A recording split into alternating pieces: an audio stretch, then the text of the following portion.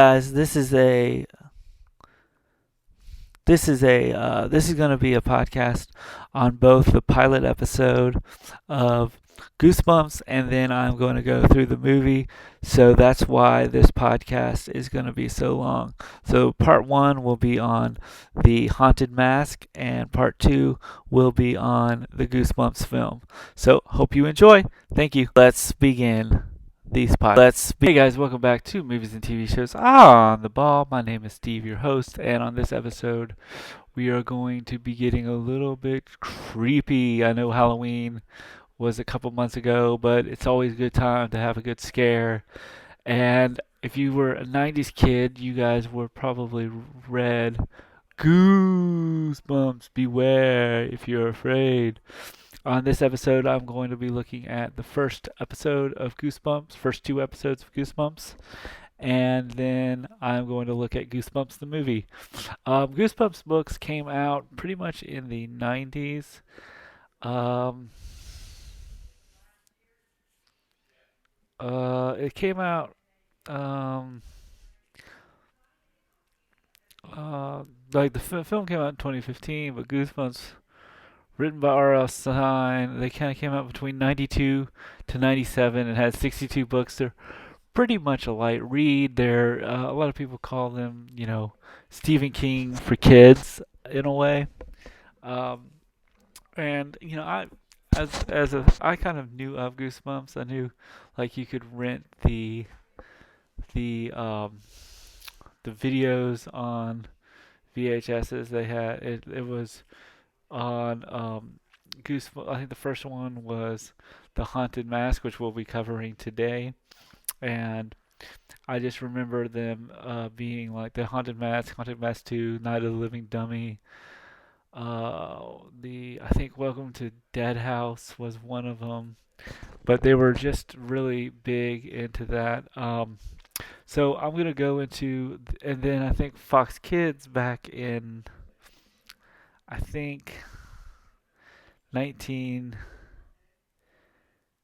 uh, uh Fox Kids um, made an anthology series, kind of like Tales from the Crypt, for tweens and young teens. Were were called Goosebumps. They had about 19 episodes the first season. The first one is the Haunted Mask, then the Werewolf of Fever Sweep, Night of the Living Dummy 3, or these are VHS. Or the first episode was Haunted Mask 1 and 2, The Cuckoo Clock of Doom, The Girl Who Cried Monster, Welcome to Camp Nightmare. I remember that one of them was called Say Cheese and Die. So I'm going to look at the Haunted Mask and then go into Goosebumps the movie. Him drop all these papers and go dun dun dun dun dun. And you see a dog kind of glow with yellow eyes with the dog bark of the thing, and the G keeps moving around. And it goes down a road um, into a room where we get to kind of see like the show sort of showing a kind of what we're gonna see, and see kind of slime come down. So it was kind of like, uh, you know, I've heard a lot of people kind of compare it to Tales from the Crypt, and it's kind of Tales from the Crypt for kids. But here we go. So they open with R.L. Stein being around the mask, being around masks, doing an opening and talking about the haunted mask and about a girl who puts on the haunted mask. And then we kind of go in. So it's sort of like kind of, and I think most of the shows, episodes of Goosebumps, it sort of shows kind of an introduction, kind of like, I know that like Tales from the Crypt had the Crypt Keeper come in, and I think in this one, R.L. Stein would show up and just talk about, the haunt, a artifact or a object that the story will be around. And I think the first one is the mask. And talking, and so the story kind of starts where we kind of see two tween girls wandering into a store, kind of like a creepy store that a that's kind of more of like a novelty shop when a bald man stares out the door creepily. Carly Beth, played by Catherine Young, she was in Are You Afraid of the Dark, which is another sort of anthology series that dealt with kind of horror films. She was in the episode Dark Men Come in Sabrina Mason, played by Catherine Short, who was in this show. Um, they're walking in the field when Carly Carly Beth are looking for pumpkins. So we can kind of tell that this pretty much takes place right around Halloween. Uh, and where we notice a creepily hand shows up and sort of grabs the shoulder of Sabrina. There uh, and there are two boys wearing pumpkin faces. It's Noah Caldwell, who's played by Cody Jones. He's was in the Santa's Claus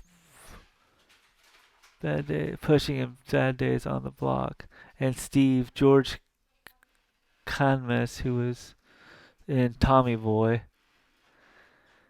They're laughing. They end up laughing, and that that they scared them, and they feel like they've done something very macho. Uh, Carly Beth tells Sabrina that she had nothing to do with scaring her, and Sabrina apologizes. Carly Beth apologizes for being scared. Carly Beth tells her that she's not scared and she does not like being scared. So we can tell that she is a scaredy cat, and she has a lot to deal with fear. And Sabrina, says there's nothing. She says there was nothing to do. She had nothing to do with it, and Sabrina apologizes to Carly Beth for being scared. Carly Beth tells her that she wasn't scared. She kind of really makes her kind of point to saying, showing her that she was brave. Um, Carly Beth, then we kind of see Carly Beth coming home to and she's kind of coming home, and it's kind of eerie, and she walks in, and then she gets startled by her mother and asks if she's okay, that she's like kind of frightened about the whole event. So she says, okay, her mother shows her, and what I like about the fact that her mother starts to show her artwork, and uh,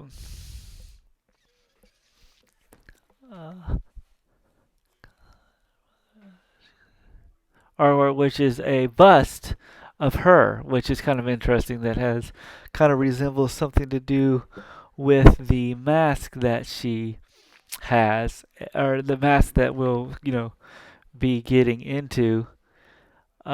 She gets kind of spooked by it because it kind of does look really creepy on her, and she asks why it looks like her, and she sees that and she kind of freaks out a little bit because she sees that it also smiles at her, and it kind of smiles her very creeper, which was a pretty big special effect for the time. This came out from 95 to 98, so it was a pretty, this is 1995 CGI, so it was pretty good for TV.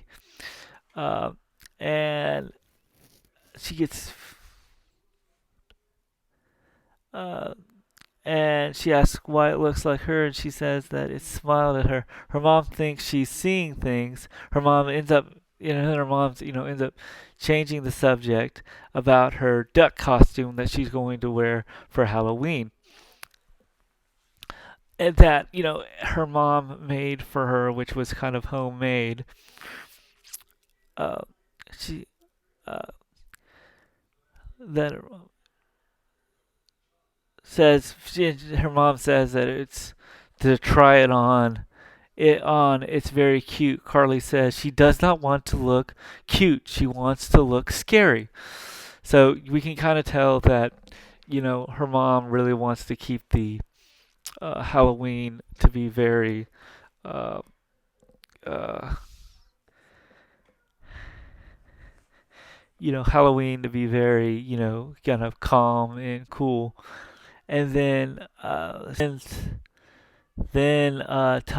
the anonymous music is playing, and Mary Beth is walking to the door. So it's a really kind of creepy scene where she's kind of walking to the door, and she kind of is wanting to, uh, uh, and she opens up, and it's Noah, her brother who's in a duck costume, and the and she scares her, and she starts, and he starts scares her and starts hitting her with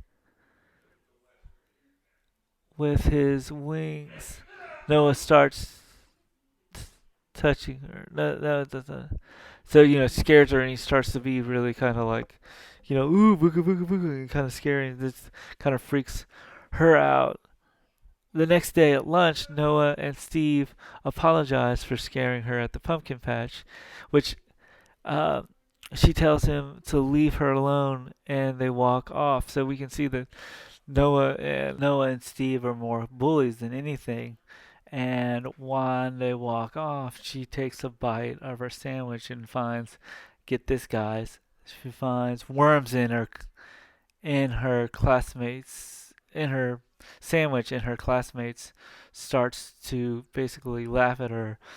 And she goes home and gets so mad that she ends up ruining her her duck costume, her duck outfit, by tearing it up and crying. So she has a nervous breakdown and cries about it. And crying, she grabs her secret allowance money and takes her $30 and goes to the Halloween costume shop. Now, the Halloween costume shop is kind of that eerie looking, kind of like small town, kind of creepy bookstore that uh,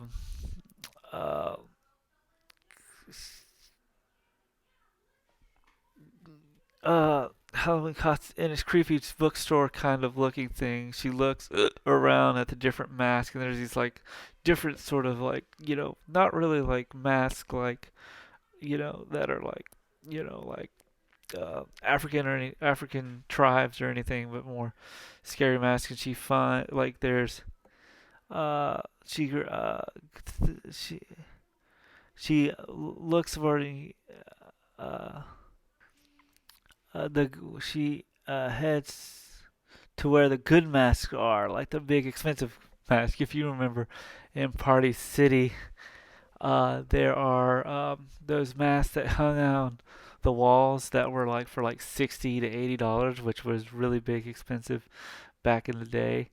Um, so $30 seems to be pretty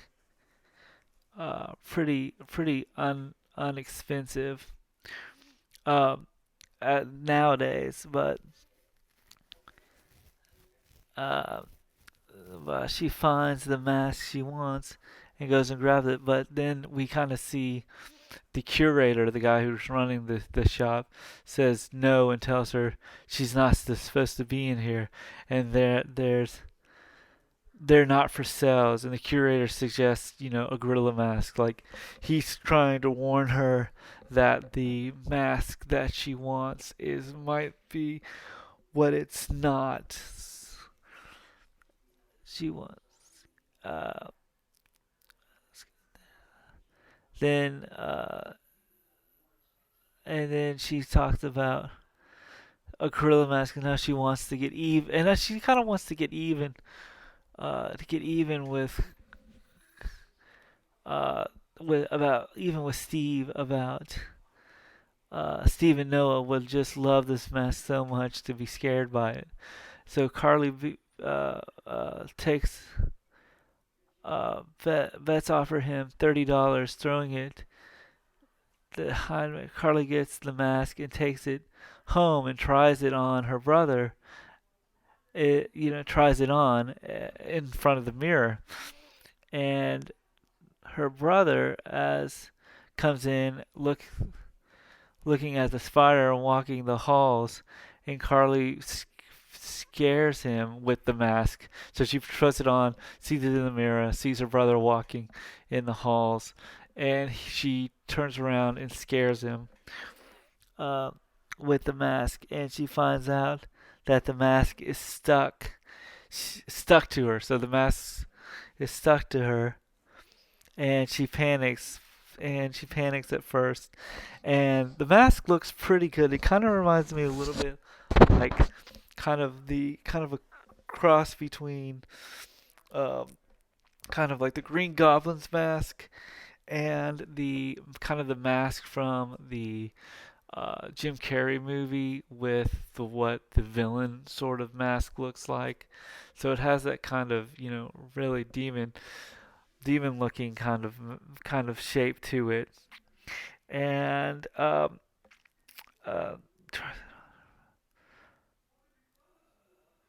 but she ends up managing to get the mask off. She says it was great, and wait, let's get the mask on. She says it was great, and she was freaked out. She tries the mask on again and looks in the mirror, and looking at how scary she is, the phone rings, and she says that maybe uh, your dad is on a the dad's on the business trip. So we know that her mom and dad are sort of, I'm not divorced or anything, but pretty much dad's pretty much out of the picture. We don't even see him uh, in the rest of the episode at all. And her mom, so she goes to answer the phone. Carly then goes out trick or treating, and she goes out trick or treating, and there's like a bunch of kids out there, and as she is walking around, she starts scaring all these kids, and as she's scaring all these kids, um, she really kind of gains sort of power and kind of confidence and power and momentum. And then as she's walking, she sees Chuck and Steve, and she goes up to scare them, and she finds out that they're not there. It's another group of kids. So she sort of kind of miscalculates. That is not it. That's another. We can see that the mask is and it's kind of interesting that her mask is really starting to mess with her mind a little bit. As show kind of giving her more of evil kind of evil, not evil thoughts, but sort of becoming more villainous, if you will. Uh, then her friend Sabrina, dressed as a cat, admires the mask and costume here, and and her bust of her head that she's carrying like a bust that she kind of is carrying around like like a not a like a sculpture of her head.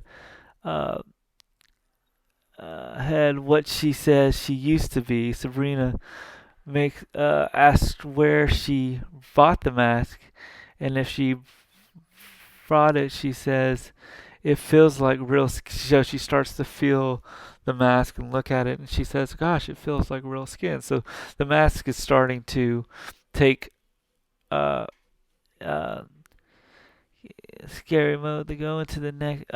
So the mask is starting to kind of take over her mind and her face. Uh, Sabrina asks where she bought it. She says it feels like real skin. The mask makes her starts to make her crazy, but she was just playing. She starts to kind of, freak her out, freak her friend out, but she's just really just trying, is just playing. Um, she says to her, if you know what's, Carly starts to say, you better watch what you say to her if you know what's good to her. So she starts to kind of basically threaten her friend. Uh, Here, if you know what's good for you, and then their mom tells her to stop. You know, Then she goes. Mom starts to be like, you know, this is unacceptable. You shouldn't, scare your sister like you scare your friend like that because because she's sort of kind of freaking her out and because you're freaking her out, and she says that she kind of threatens to basically call the police, and they leave Sabrina and says, and leave Sabrina, and they kind of are, she's kind of asking, what's wrong with you? Why did you scare those little kids? And Sabrina's like, the mask made me do it. Carly says, let's go back to my house and just chill and basically don't worry about it. And Carly Beach says, this is mine. And Carly is in the Carney Beach says, this is my night, and heads to the cemetery. Carney's death deals with a haunted match. Oh, have fun, Carly Beach says. Basically, the mask lets me be. They kind of look at the mask, and she says, what's the mask for? And she says, the mask makes me be what I want, makes me be who I want to be. When Carly Beach walks in the night, where Sabrina starts calling her back. Meanwhile, the boys, Noah and Steve, dressed as pirates that just tackled the neighborhood with trick or treating. They decide to head to the cemetery to have a scare, and they start dancing and singing yo ho, a pirate's life for me. They look at their candy, calling it treasure, when one of the boys thinks they had something, and he uses it to scare the other kids. In the mask Sabrina, who's in the mask, meets them at the cemetery as the boys are laughing. Then one of the boys hears something, and Sabrina scares them and says they should apologize to Carly Beth for scaring her, and afraid the boys apologize. The bus starts pleading with them to help her, and they run away. She starts howling at the night with the mask on, and Carly Beth starts to bury the bust of her alter ego, which is kind of an interesting thing, and runs away. Then Sabrina shows up and asks about her sculpture, and if she found, she says she did. Then they head back to Sabrina's house to look out look at their haul of candy. Carly threatening to get her mask. So they kind of go home to look at their candy, and then Carly Beth tries to get. So they try to get the mask off, but she finds out that dun dun dun, she can't get the mask off because it's stuck to her face. She starts to panic, and they're trying to get the mask off, but there's no button or zipper or line in the mask, and the eyes start to look demon-like, which was pretty cool. And I liked the uh, I liked how it looked with the eyes and how it's sort of taking over. Uh, and the design reminded me a lot like the Dorian mask from The Mask. The main villain of The Mask. Um, so where was I? So Sabrina's house to look out there. Hall of Candy. Carly Vintage tries to get. So they start to panic and trying to get the mask off, but there's no button, no zipper or line in the mask, and their eyes start to look demon-like. Carly panics and runs in the street and runs into trick-or-treaters and asks her what she's supposed to. And the trick-or-treaters ask her what she's supposed to be, and she runs all the way to the costume shop, which I guess is like right near the neighborhood, uh, and asks the cure and pleads with the costume director, or who says he has been expecting her. He says he can't remove the mask. The curator says that the masks that they had were once beautiful in the beginning, and he could not stop the ugly and decay. He called them the unloved of loved ones, but loved one bust. And it's pretty cool that you get to see sort of uh, the bust have different masks, and he created the face to hide behind them, the back to look them, and the mirror that touches her face. Then Mary Beth starts crying and asking how she wants her face and how she pleads that she wants her face back. Then the bust masks start to float in the air, which is a pretty cool effect for being 1994, 95. And she starts to panic. He says, "I got you," and calls for her mom. Get the mask off. She starts to panic. He says, "I got you," and he saves her. And she calls her mom. She apologizes to her mom and asks her why she did not wear her duck costume. Sarah Rich warns her brother not to wear the mask. He does and says, "Trick or treat." And that's the ending of the episode. So I like the episode. It's really quick. It really sort of has sort of a um, you know it works in sort of it's scary for kids. I remember that it's not as scary as I think Goosebumps isn't as scary as Are You Afraid of the Dark. I feel like Are You Afraid of the Dark took it to another level, but uh another level. And I felt like this first pilot episode of The Haunted Mask was pretty good for a kids show. I give it a 8.5 out of 10. Next up is Goosebumps the movie. Dun dun dun. Came out in the year 2015. It was directed by Rob Litterman, who directed Monsters vs. Aliens, Pokemon Detective Pikachu, Gulliver's Travels with Jack Black, Shark Tale, Shark Tale with Jack Black. It was written by Darren Lamarck, who wrote Gemini Man, starring uh,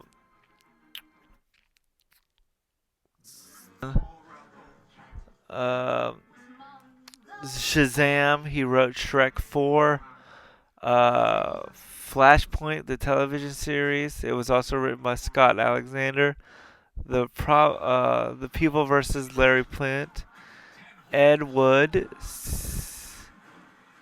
season 0. Ed Wood. O.J. Simpson, American Crime Story. Agent Cody Banks. Problem Child, and Tales from the Crypt. So there's something that's Then you had Larry Karaszewski, who he co-wrote everything with Darren Lamarck, and then of course R.L. Stine, who wrote the Goosebumps books and Fear Street. Then you have your cast. You have Jack Black. You know Jack Black mostly from School of Rock.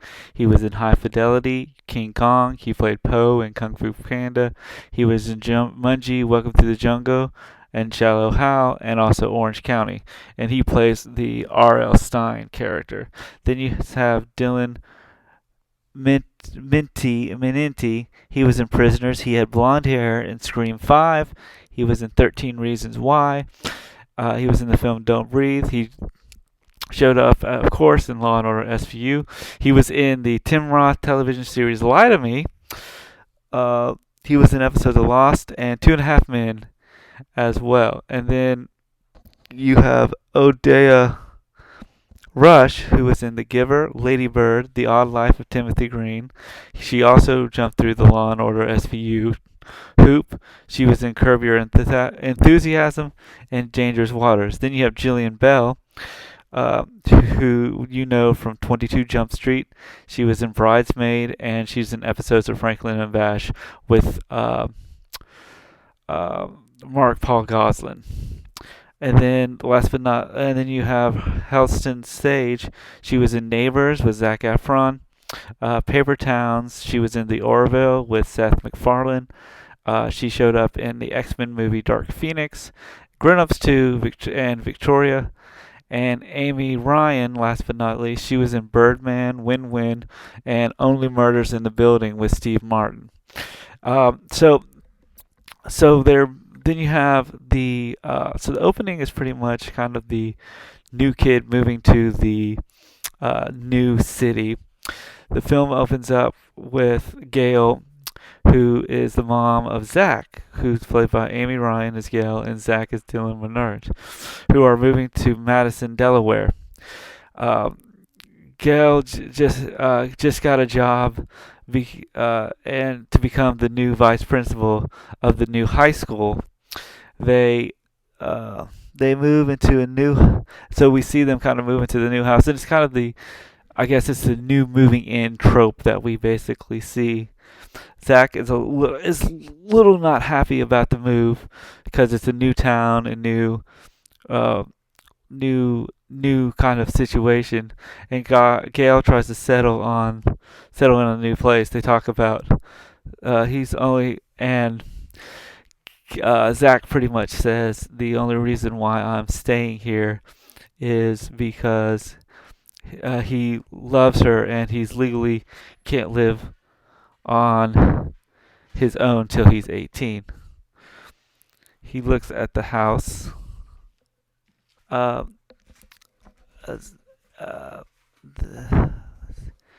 uh, then his mom is so happy about the house, and she looks at the kitchen. And as she's looking at the kitchen, she says, "Look at all this space where we can cook." And Zach says, "But you don't cook." She's like, "Yeah, but we can. But look at all the table space we can use to bring all the takeout that we want here." And then arrives Lori, Gail's sister, whose sister comes by and welcomes them. We see her. She hugs Zach and gets her Zach and kind of says, "Oh, look how big you've got. You know how much you've grown." And she gives him and she's like, "Check this out. Look what I gave you." And she pulls out a baseball cap that she calls it's bedazzled. And she's like, "Don't you like it? Don't you like it?" And he's like, "Yeah, it looks pretty nice." And then Zach says, "You know what? He's going to go outside to unload boxes out of the U-Haul into the house. But as he's taking the boxes in, a box breaks open, and his neighbor catches his eye and says, "Smooth." They have a meet cute, and she asks him, "How was the drive from New York?"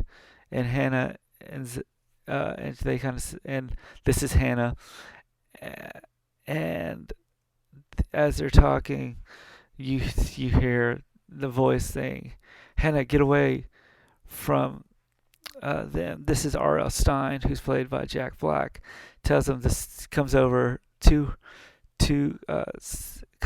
and tells him to. This is kind of like through the fence that he says, "I want you to stay away. He talks to his daughter about staying away from him. He goes and brings in a box that's labeled dad's stuff, and he starts looking at pictures of his dad, and we see him kind of get emotional. So in this scenario, he has the, like Disney movies, the dead father um, prospect, um, and kind of dead father moment. Um, and he kind of gets emotional, and then as he's getting emotional, his his mom knocks on the door, and she says, "Everything all right? Have you gotten everything unpacked?" He's like, "Yeah, everything's fine. I'm looking at my baby pictures. I can't believe I look like Baby Yoda," which was kind of a funny kind of line. Um, and it's he kind of gets looks at not just pictures but a camcorder of kind of his last sort of video that represents his dad. So as he's looking through the video camera, he asks his dad, "Will you give me a sign?" And watching videos of him, so you kind of can tell that he's dealing with the dead father sort of motif. Um, the next day, it's his first day of school, and his mom says, and they drive up, and his mom says, "It's time to start a new year." And she unbuckles her seatbelt and starts to walk in, and Zach is like, "What are you doing?" It's like, "Oh, I'm just the educator. I'm gonna do some educating, some administration." She is the school principal of his high school, which he kind of feels like, uh, as a teenager, he's like, "Why don't you give me a head start just so I don't, um, you know, I just don't want to feel embarrassed by you." And so they actually all have to go to the uh, gymnasium to go to assembly to kind of introduce the new principal. As he's sitting there, one of the kids named Champ, who's played by Ryan Lee, goes and kind of sits with Jack, and he's sort of meek, and uh, Champ is sort of meek and kind of goofy looking. And Zach asks him, "Did she call him?" He waves. He sees a girl and waves at her and says, "Hey," I think her name was like Lexi or something. And she says, "Hey, chump," and um, and the girl's name Taylor, excuse me, and who calls him chump. And Zach, who's played by Sage, and Zach asks, "Did he just call him chump?" And Champ says, "Yeah, she did, but his real name is Champ." And sort of like he's kind of glad. You see him that he's kind of glad that she kind of noticed him, because that was the first time that they actually interacted together.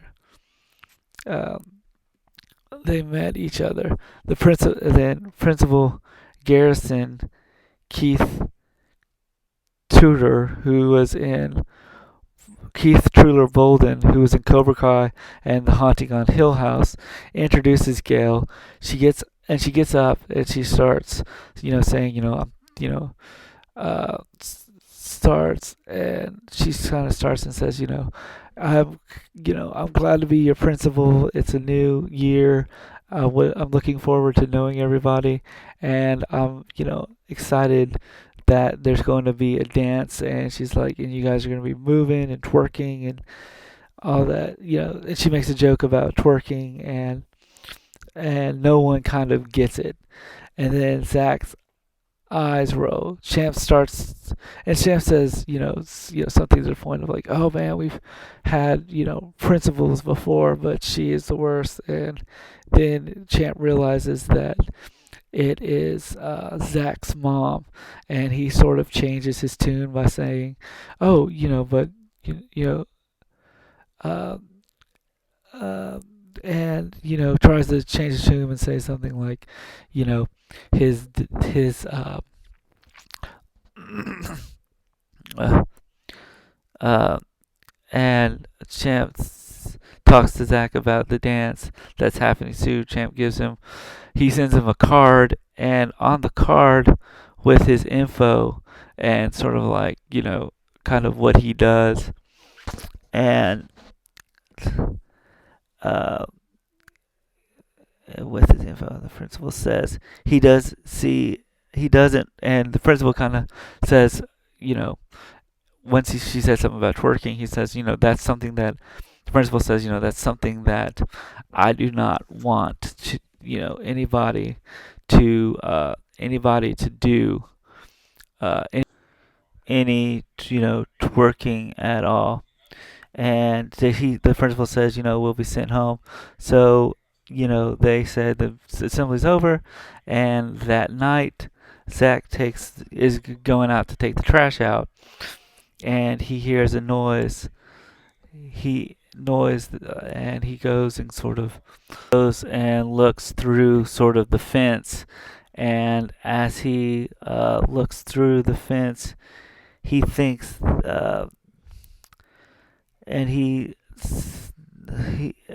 kind of thinks that something's bad happening, and then he ends up meeting Hannah, who lives next door, who's kind of sneaks up behind him and scares him, and he brushes off his fear, and they talk about his dad and how intense he is, and how her dad is so intense. Because think about what we kind of understand in the film is that uh, the Jack Black's character R.L. Stine is a lot more is kind of more of a mystery at the beginning of the film. Uh, Hannah then tells Zach that they're going to the forest, and Zach sort of they follow me. They run through the forest, and as they're running through the forest, they stop and is at an abandoned amusement park, and they climb the Ferris wheel and sit in the one of the Ferris wheel carriages, and they sit in the carriages and they talk about how Zach got there. So we kind of get the explanation of how Zach got there and how it was him and his mom and his dad died of canceritis, whatever, basically a disease, or the film disease that's not really talked about in a film. He asks, as they're kind of sitting there, he looks around and he kind of how how they got down. How are they going to get down? Then they see them. They get to walk. They walk down from the Ferris wheel back to the house, and they say goodbye. And then they hear R.L. Stine bark at Hannah to come home. R.L. Stine tells him. Then he goes over to Zach and tells Zach to stay away from Hannah. Then, in a homage to Rear Window, through the shadow of the light in the window, Zach thinks Hannah is in trouble, and so basically he kind of looks. So she goes up, and he sees her shadow, kind of her silhouette, talking to R.L. Stine, and uh, the light in the window, Zach thinks Hannah's in trouble, and ends up walking up and going to her rescue. And then Zach tries to break through the fence and go into the door, and R.L. Stine answers and says, "There was no screaming, and you heard nothing." And that Zach thinks something bad has happened to Hannah, so he ends up doing what most normal people do, and he calls the police officer, and the police show up, and the police officer says that, and then Arlstein uh, says to the police officers that there's nothing to worry about. She starts screaming, but it turns out it was not Hannah screaming, but it was. But they find out that once the officers come into the house, they find out it wasn't Hannah screaming. A it wasn't it was the TV that the TV was on, and R.L. Stein says something to the point of he loves the sound quality, and he has a really good sound system uh, with but it's with surround sound. Gail eh, Gail comes over, and R.L. Stein, and they finally meet. And as Gail's there, Zach starts to look at the door and thinks Hannah is in there. And so he goes, Hannah's in there. He runs to the door, and he opens the door, and she is not in there. And she is not. The police officer escorts him outside and gives him sort of, the police officer says, doesn't do anything like arrest him, but just gives him a warning. But Zach really thinks that R.L. Stein is still a murderer. Then the officer comes in, or escorts out Zach, and questions him, that asks him if he's on drugs. Later that night, Lori shows up because Gail has to end up chaperoning the dance, and so his aunt comes to hang with Zach because Zach's a little bit not wanting to come, go to the dance because he kind of thinks he thinks it's something strange. So uh, his his aunt brings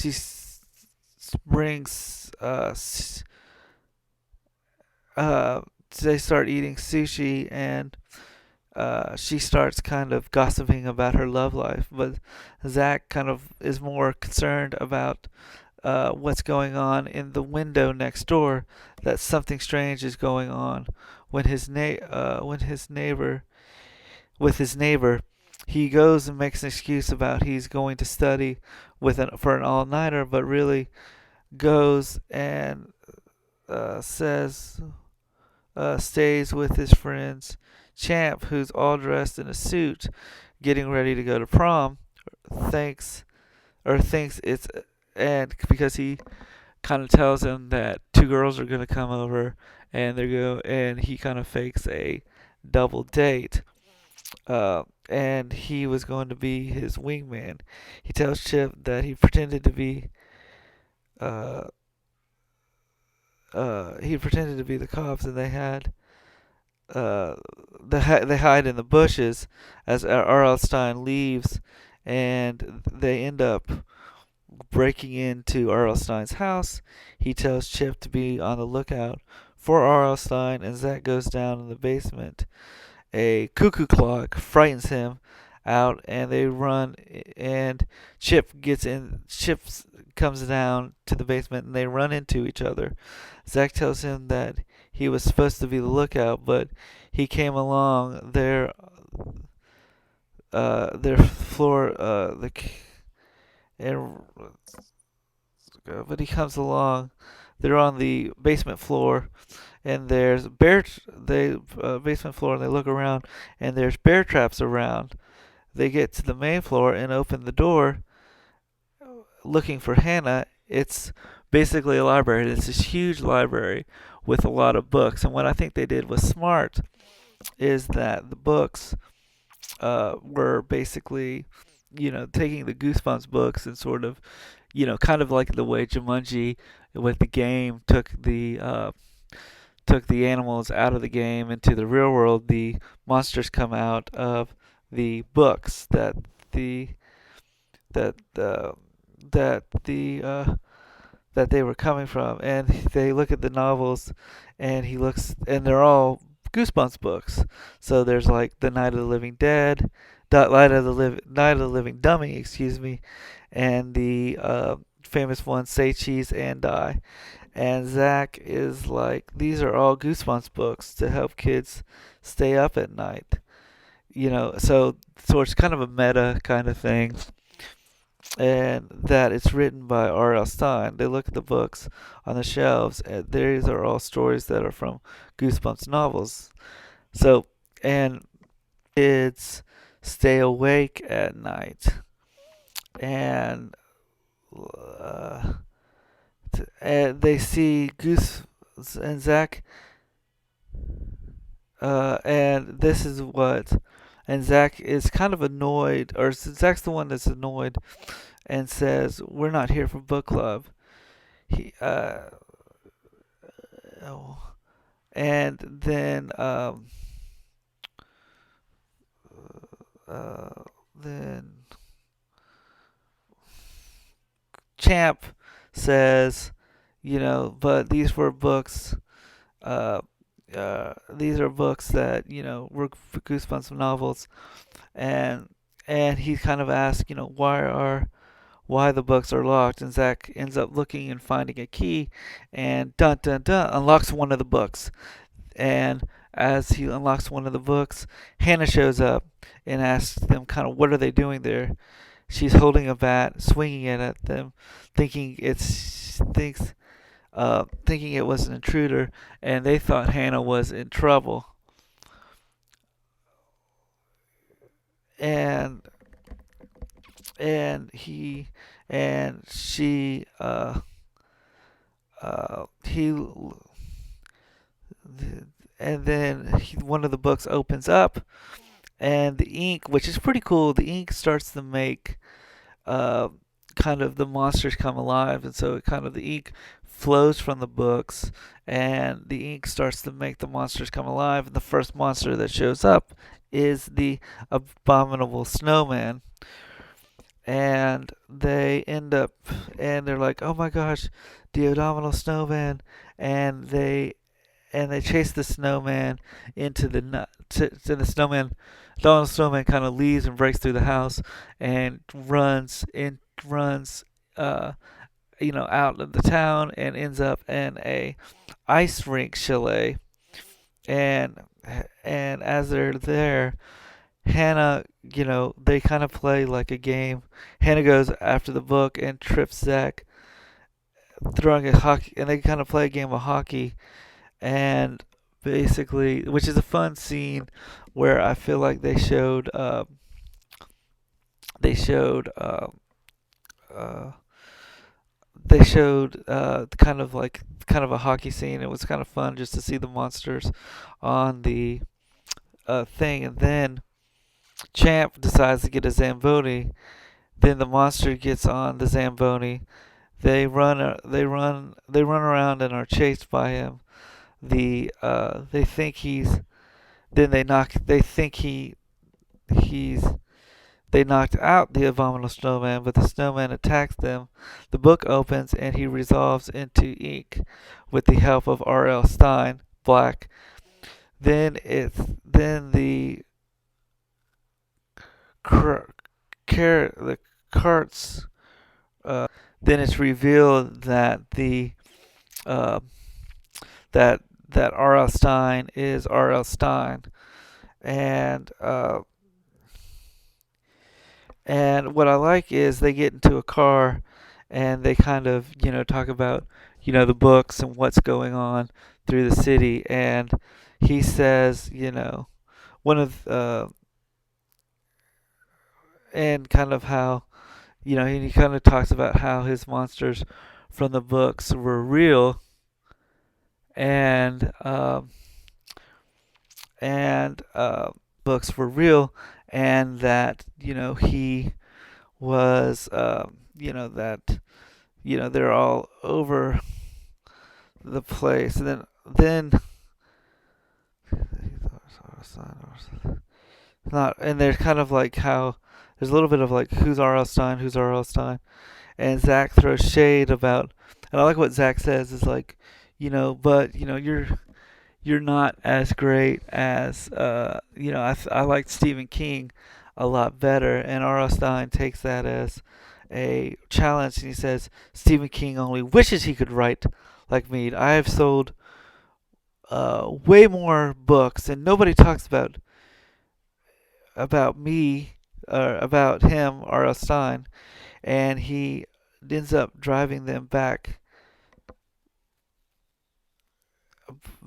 to the house to R.L. Stein's residence, where Stein talks about his books and how the monsters that he created were real, and he tells him that you see what happens when you mess with the books. So the books are sort of like the basically the books are pretty much magical, uh, and I kind of and the books are magical, and that they uh, and he says, don't mess with the books, and if you open the book, the monsters will come out of the page, and then Hannah and uh, R.L. Stein leave the house and as they're leaving the house, they hear a voice, and it's sloppy, and voice says, "Hello, Papa," and it's Slappy the Dummy from Night of the Living Dummy, and and uh, uh, it's Slappy the Dummy. He asks who's their new friends, and if he misses him, so that you can kind of tell that there is a relationship with R.L. Stein and the Dummy, um, and he and R.L. Stein asks Slappy what are they going to do, and he says the line. Slappy says, "You're giving me goosebumps," and Slappy thinks he's he's lying to him. RL reaches for the book, but Slappy reaches for the book to kind of put him back into the book. But Slappy takes the book, throws a light out, through the light out effects, and Slappy ends up taking a match and burning Night of the Living Dummy book, so he can't get back. He can stay in the real world forever. Uh, he leaves and and then Slappy takes a car that's filled with all the books, and the dummy is driving a car, which is pretty funny. And as he's driving the car, he's throwing out books. So all the monsters from R.L. Stein's stories are coming out of the uh, um, coming out of the books to kind of take over the town.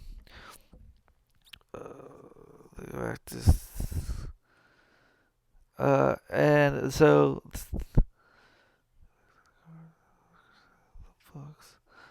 and I like how the car is resembled of Christine, which was a Stephen King novel, and he's burning the books, so the books, they can't get back into the uh, get into the they can't get into the books back again, and uh, they end up running back to Stein's house, and he sees a bunch of evil gnomes that took over the house, and they show up, and there's hundreds of them. Zach goes up to him and says, "You know what? I think they're friendly." And then one of them throws a knife at him, and they end up running through the basement, which is where there's bear traps. They escape the house. I think the gnomes all get caught in the bear traps. I can't remember. They escape the house and they ask, "Why did you not write about?" I love how he says a joke is like, why do you not write about unicorns and rainbows, because that does not sell 7 million copies. So I like how that's a joke of how many novels that the real R.L. Stein has written. Um,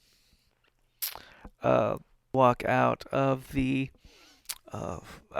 house, they see ashes in the air, and they find out that the ashes where basically uh, were ashes that look like fireflies, and but they find out that he's been burning the books so he can stay in the real world. Uh, if meanwhile we see Slappy. He's in this car, and as he's in the car, he's throwing books left and right. The books are opening, the pages open, and monsters keep coming out. So now it's kind of basically a story of them putting the monsters back into the book. So it kind of makes it back into a Scooby Doo sort of thing, which I love to have the sheer and I love the fact that they're talking about. There's a scene. I think there's a Goosebumps story about a blob which takes over the town, which was kind of resembled the blob storyline from the 1950s film. Uh, and as uh, blob, then Slappy shows up at the station to take over to I think the station where his aunt works, and he brings out these aliens, which I think come from another book, and they freeze everyone in the station. They freeze the aunt. Meanwhile, his aunt finds a puddle floating in the middle air. So R.L. Stein and the crew find that the whole town is frozen, and all they need is one story to capture the monsters, them all. So R.L. Stein needs a special.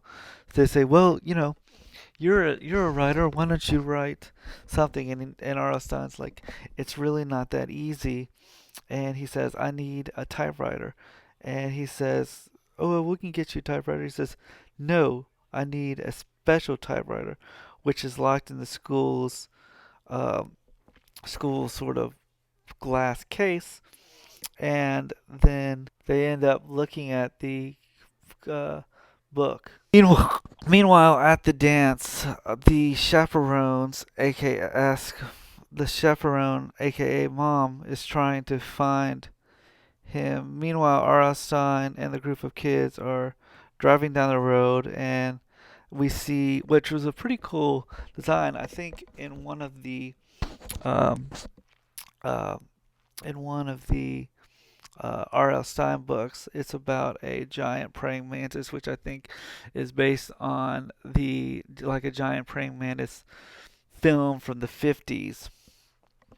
Uh, and and it's a pretty cool shot. And the mantis comes around and chases them. Uh, a I think I think the novel was called A Shocker on Shock Street. They chase them. They end up stopping. They end up locking themselves in a grocery store, where they run into the werewolf in basketball shorts, which came from the novel Werewolf from Fever Swamp.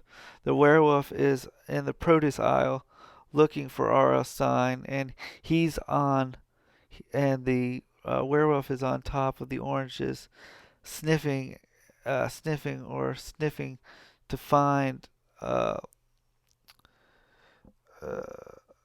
finding that uh, finding R.L. Stein, uh, and then that's when Zach throws a fake rubber chicken and a chicken bone for the werewolf, and he and the werewolf fake bones to the dog for dogs. Uh, and he and the werewolf chase it.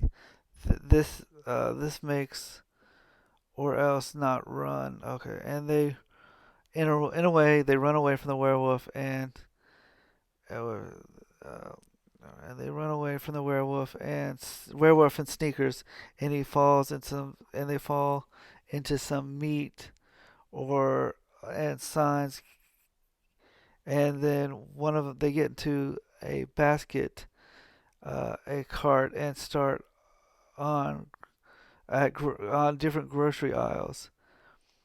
Um, and they go into they lock the door. They go into the grocery aisles. They go uh, into the back of the grocery store, and they lock the door and get out of the out of the grocery store. Uh, so we kind of see this really cool. So basically, what happened was there was this really cool chase in the uh, in the grocery store with the werewolf. They get out of the grocery store. The werewolf kind of comes, out and chases them, and then all of a sudden, the aunt shows up and hits the werewolf with her car uh, into the dumpster, and then she says, "Come on, come on," and she starts. Uh,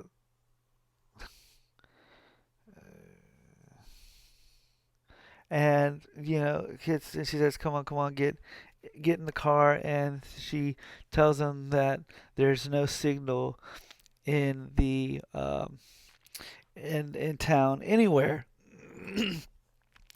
And looks at R.L. Stein, and she starts to flirt with him.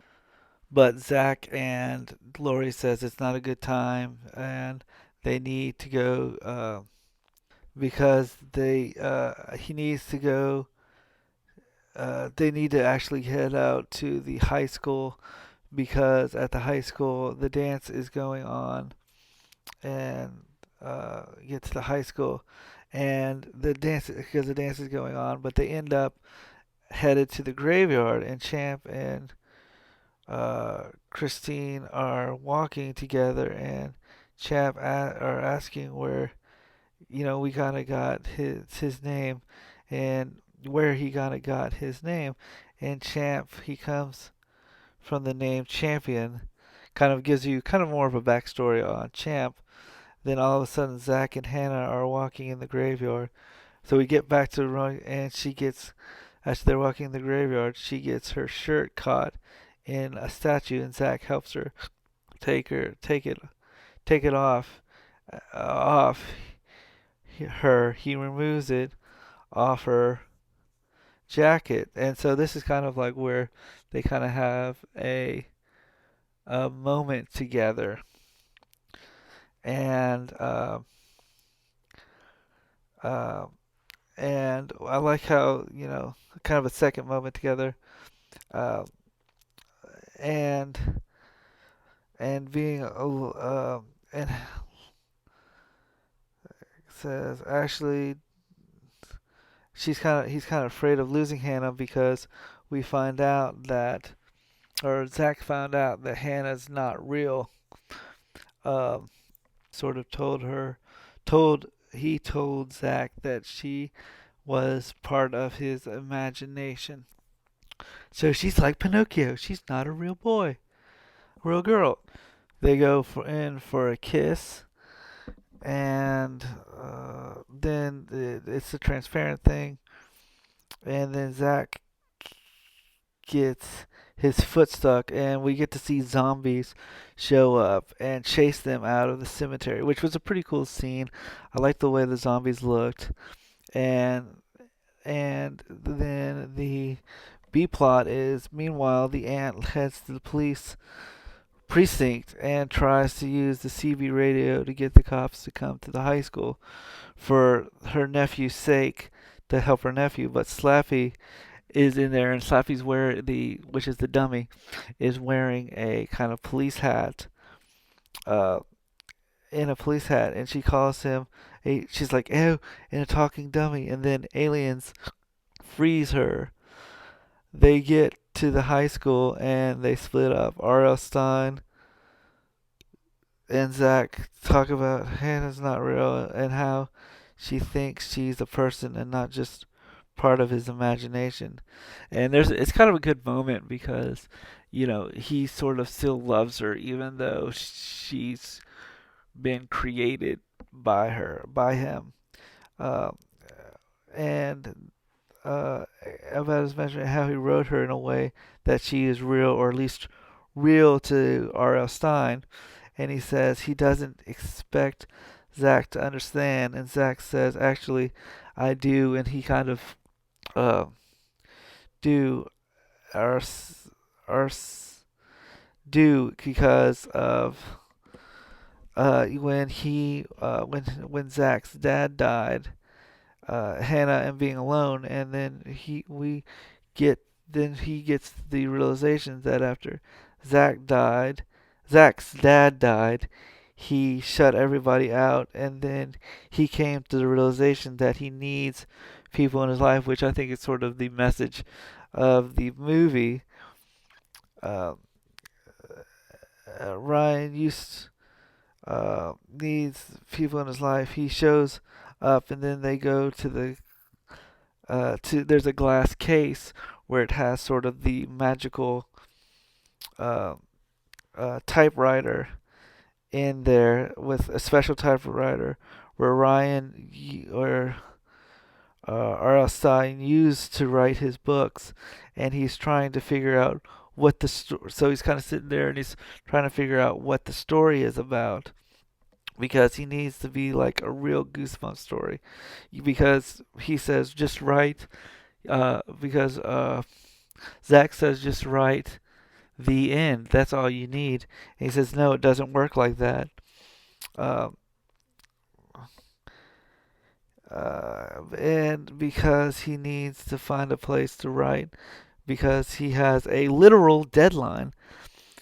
So he's looking for a place to write because he has a literal deadline, and then he goes into the auditorium where he sees uh, which is a pretty clever callback, because when he comes in there, he sees them kind of the set that looks like the set from uh, our Stephen King's The Shining, which is a nice homage to Stephen King. They play the Shining music as the dance is. Then we hit back to the dance as the dance is going on, which they're playing the song from, I can't remember, but this song goes, "Off with your head, dance, dance, dance till you're dead." Heads will roll. Then Zach runs into his mom and tells her that he needs everyone, that he knows that everyone is in danger, and that everyone needs to get out of the dance.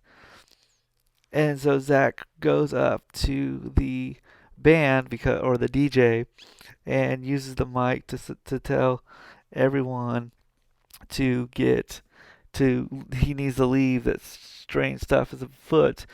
And as he says that, all everybody starts throwing um, things and telling him to get off the stage, and tells her that, and he's stage, and he tells everyone that monsters have invaded Madison, and they have taken down the cell towers, and they've cut them off from the rest of the world. And one of the other students kind of skids up standing on the bleachers and says, the boogeyman pretty much says, "Oh, so we think it's the boogeyman that's coming after us." And he pretty much sort of laughs at Zach's warning, that he says that there is a boogeyman, that the monsters are coming. And but then the kid that's standing on the bleachers realizes that Zach is telling the truth. Uh, a giant praying mantis shows up, and a giant praying mantis devours the gym, and everybody starts running out, And while Slappy is looking on, he's kind of standing kind of on a hill, looking on as watching the praying mantis destroy the high school. Uh, while the gnomes are taking, and the gnomes are basically helping him out, taking out the books out of the car, then Slappy gives the gnomes keys to the lock books. They unlock the books and the monsters start coming out. So it's pretty much chaos. Meanwhile, Zach is telling everyone that the author can fix this, but we need to buy him some time. And so they're all sort of, barricading the room, and they're barricading the room and or the school, and uh, and meanwhile, R.L. Stein is in the drama department on stage writing on the typewriter. Slappy and the gnomes start burning the books with all the monsters around the football stadium, which is a pretty cool scene shot. The kids start barricading the school. Flappy sends all the monsters back into school, and it's kind of cool because we get to see the zombies, the bugs, and the giant praying mantis in it is on top of the school. So there's a lot of Easter eggs for kids that know the Goosebumps book. I think there's a like pumpkin head. There's the I don't remember if there was a haunted mask or not, but there was a lot of different sort of characters from the books. In the hallway, uh, then in the hallway, the boys and girls get caught between the basketball werewolf, and then Taylor's date. So it's Taylor and her date ditches her, or Hannah Taylor and her date, and her date ditches her, and it leaves Taylor all alone. And then Champ uses this to become sort of a hero and fight for her honor. Uh, of Taylor. Taylor ends up hugging him and then kisses him.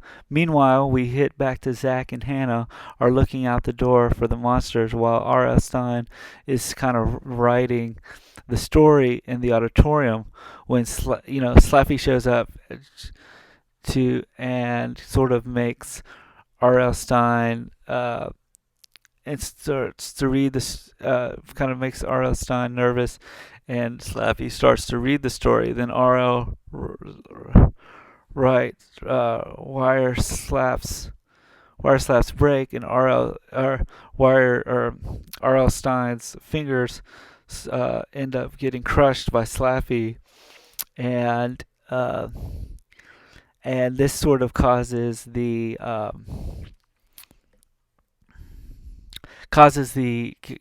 makes R.L. Stein not be able to write. Breaks R.L.'s fingers, and the principal tells everyone to retreat in an orderly fashion, aka running hysterically. Then Zach and R.L. Stein meet and head through the school, and there are plants with Venus flytraps that are attacking them, which is a pretty cool shot. Everywhere when the moonlight shows up and it hits Hannah, kind of like in Pirates of the Caribbean, except she sparkles. She starts to sparkle, and she runs with R.L. Stein.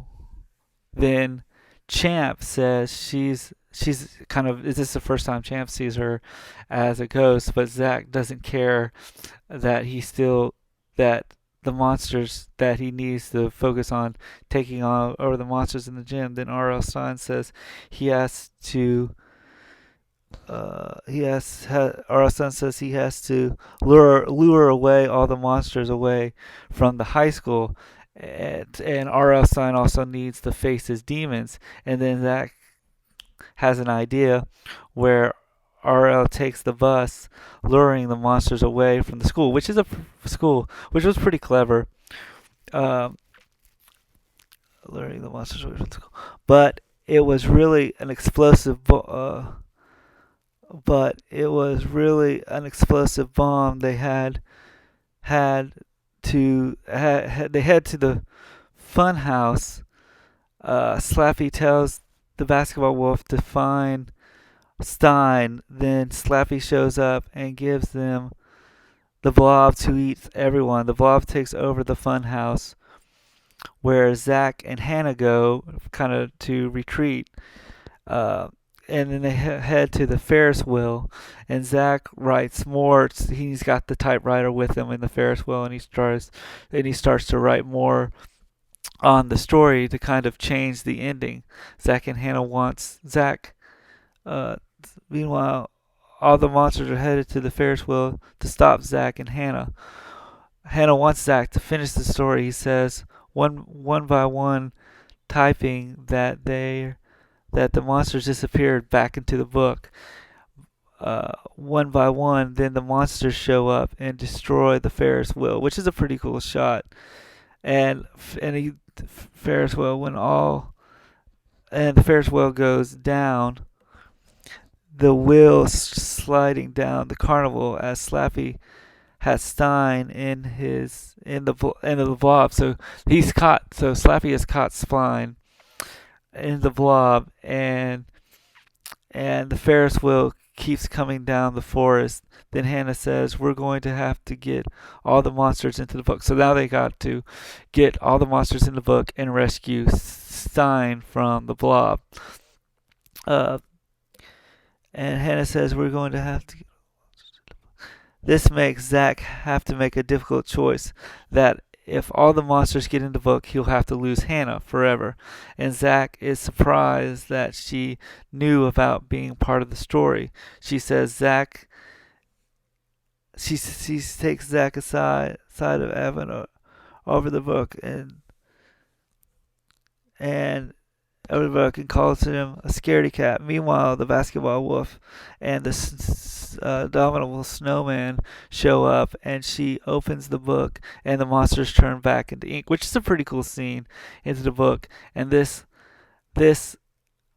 is and she turns and this because she opens the book, she turns back into a ghost. Zach is a little bit scared because he might be losing might be he'll have to lose Hannah forever, and Zach is surprised that she knew she and it's kind of interesting because the big twist is she kind of finds out that she kind of tells Zach that she was part of the story all along.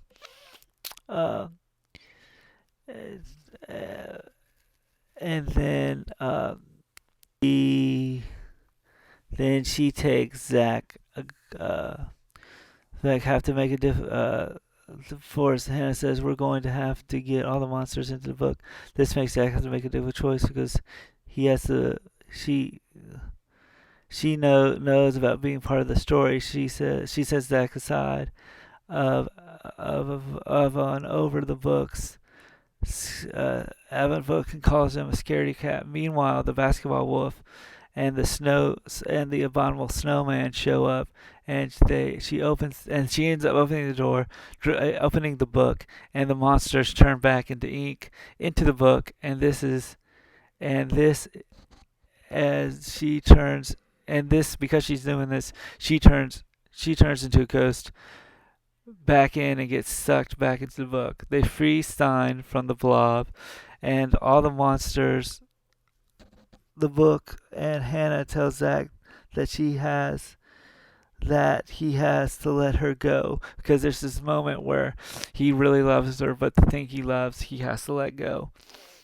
This is Zach because he finds out that she kind of knew all along that she was part of the book story, and she says Zach aside and over the book. She calls him a scaredy cat. Meanwhile, the basketball wolf and the abominable snowman show up, and she opens the book, and the monsters turn back into ink, which is a pretty cool scene. Where I like how they just kind of turn back into ink, and it's sort of that black goo into the book. And this is when she turns back, and then she has to turn back into a ghost back in, and gets stuck back in the book. This frees Stein from the blob and all the monsters, the book, and Hannah tells Zach that she has to let her go, that he has to let her go. But right before any of all the monsters can get stuck in the book, Slappy shows up, is the only one who attaches himself to R.L. Stine, but R.L. Stine flicks them off, and Fluffy says, with his last word before getting sucked into the book, Slappy gets stuck into the book. Slappy says, "See you in your dreams." Then Hannah kisses Zach, and she fades back into blue. Electricity is sucked back into the book. He closes the book, though all the monsters are. Now that all the monsters are all in the book, they still miss Hannah, and both Ryan, Zach are kind of at the city circle and glad that they won and defeated all the monsters. The next day, school is back in session, and just like the beginning of the movie, his mom said she'll give him a head start. Excuse me, a 50 to 62-minute head start, or second head start. But this time, they end up walking into school together. Then R.L. Stein has now become the English teacher of the high school, and this is his first class. He says that every story ever told has a beginning, middle, and end, and bump, bump, bump, a twist. And then R.L. Stein walks out of the class, and there's this nice, and I love it because he says after that, I love it how he's walking out and he says, "Hey, Mr. Stein," and the man says, "Hey, Mr. Stein," and he says, "Hey, Mr. Black," and it's the real R.L. Stein. Uh, then Zach, who is the new drama teacher, which was a kind of nice twist. Then Zach asks R.L. Stein if he misses his daughter, and he says, not a day goes by that I don't think about her, but she knows what she lives in her, and she lives in here, and he points to his head, and he points to his heart. Then he points to his heart, and he tells Zach that and then he kind of moves out of the way, and we find out that Hannah is actually still there, and she comes up to Zach and says, "You owe her a dance."